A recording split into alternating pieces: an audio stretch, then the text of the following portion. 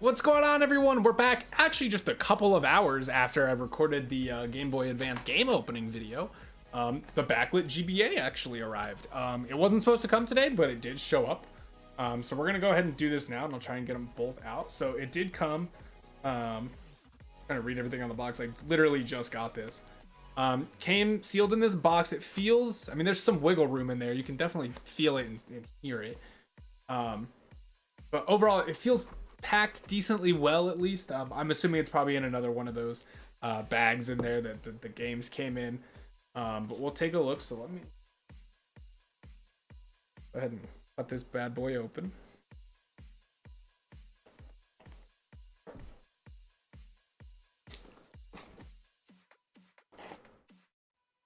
Hopefully that's all the tape. You can see it comes just put in there. It is in one of those bags, as I would have assumed. Oh. So, sealed up pretty well. One of those pull tabs. Just unfolds, so. And it's actually not wrapped in anything in this. It is exposed, so we'll take a look.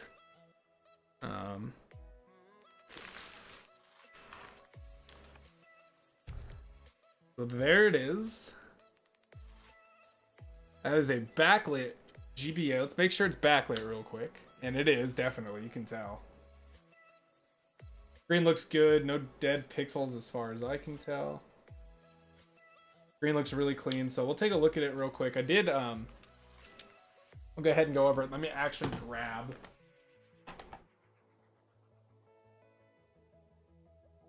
So this is my the original GBA that I've had since I was a kid, right here. And you can see, you know, it's pretty worn. You can see a lot of the staining around the buttons and stuff.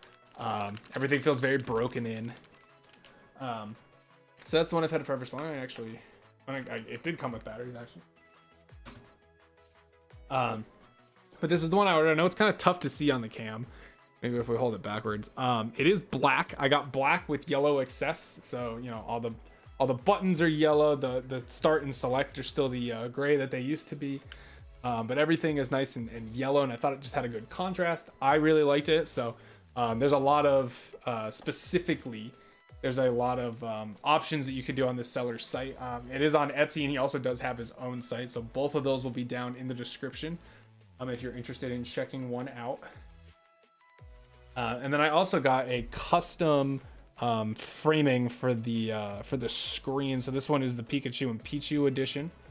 Here, let me actually see if this helps a little bit.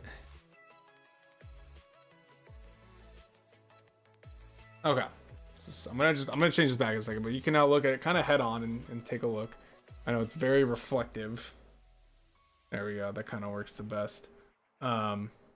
But that's a good look at it head on.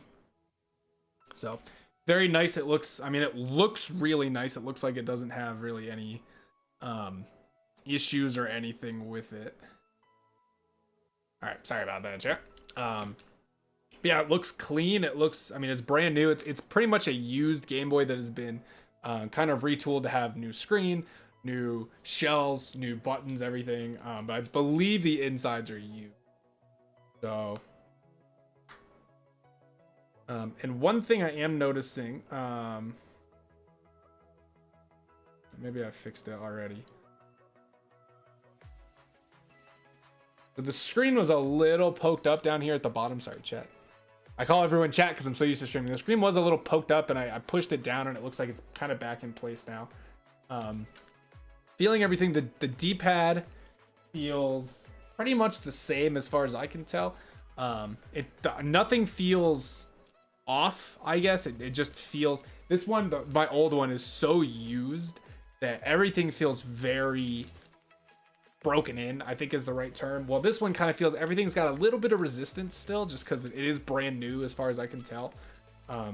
So it's maybe just, you know, over some hours of play, it'll soften up a little bit. It does feel like you have to put a little more pressure in to do everything. Resistance is kind of a good term for it. But the D-pad feels really nice. Start and select feel great.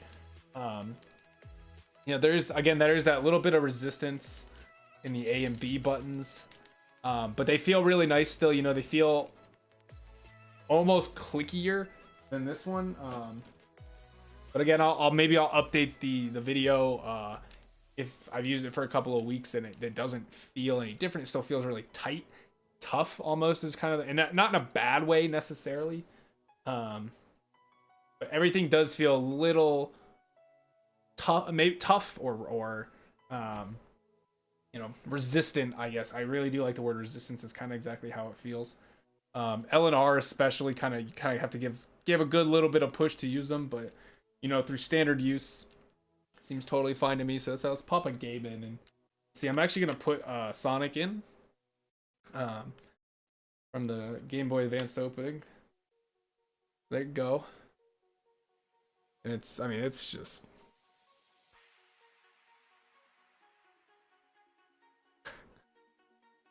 it's really just, yeah, it's just super overexposed on camera. It is backlit. It looks really nice. So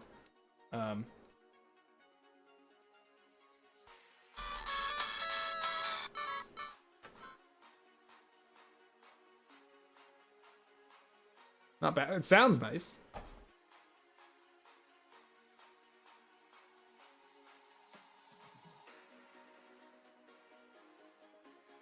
Yeah, no, it sound totally seems fine to me, as far as I can tell.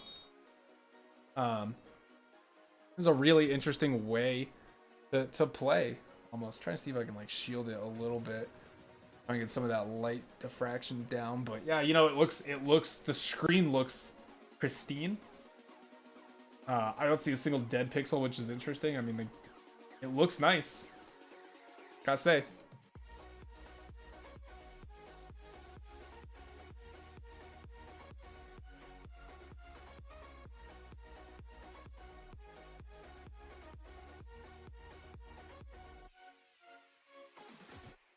Go ahead and look and see.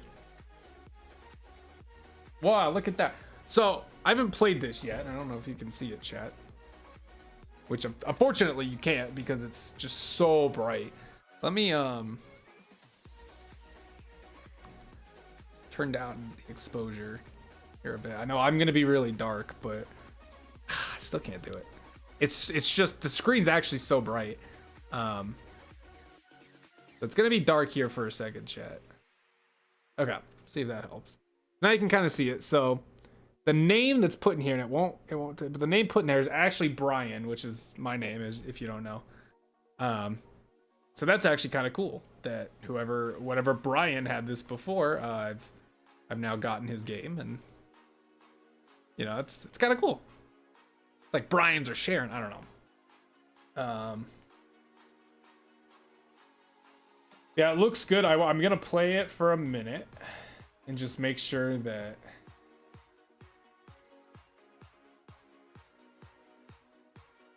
there's a single game pack mode. Didn't know that. And it's hard to tell. There was save data on the pinball side of this, so.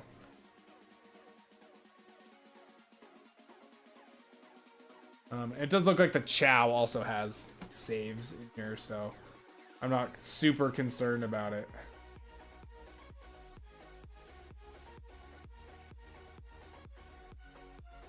I don't really know how to use it, so let me go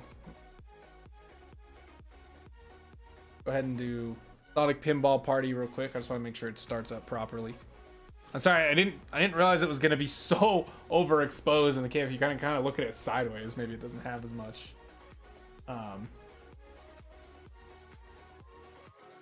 And see if we can.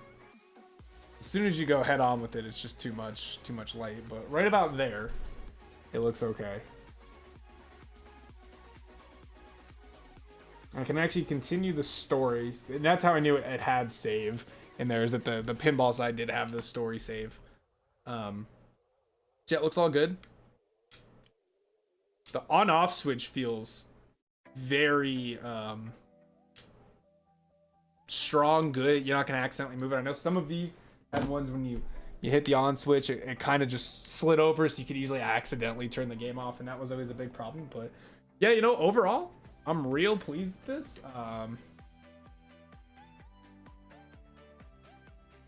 Let me make sure that the power indicator light looks good. When it looks great if you can see it. I mean, it's right on. I know some of the backlit ones have problems with the game or with the light not lining up perfectly with the hole cut out in the shell, but this one doesn't seem to have that problem. So yeah, definitely I would recommend, if you're interested in picking up a backlit GBA, this seller's great. This total ran me, this one specifically ran me like 139.90, I believe I paid. And that is on Etsy. He also does sell them on his site, but you can customize the shell color, the button color, and the screen that goes on it. For another, like, I think it's like 15 bucks, you can get a brightness switch in the back that you can, use like the brightness I had, or I think it even goes higher than that, or maybe I think it goes higher though, even more bright. Which I personally don't think you need, actually, with seeing how bright this bad boy is. This is a Game Boy AGS 101 screen, SP 101 screen.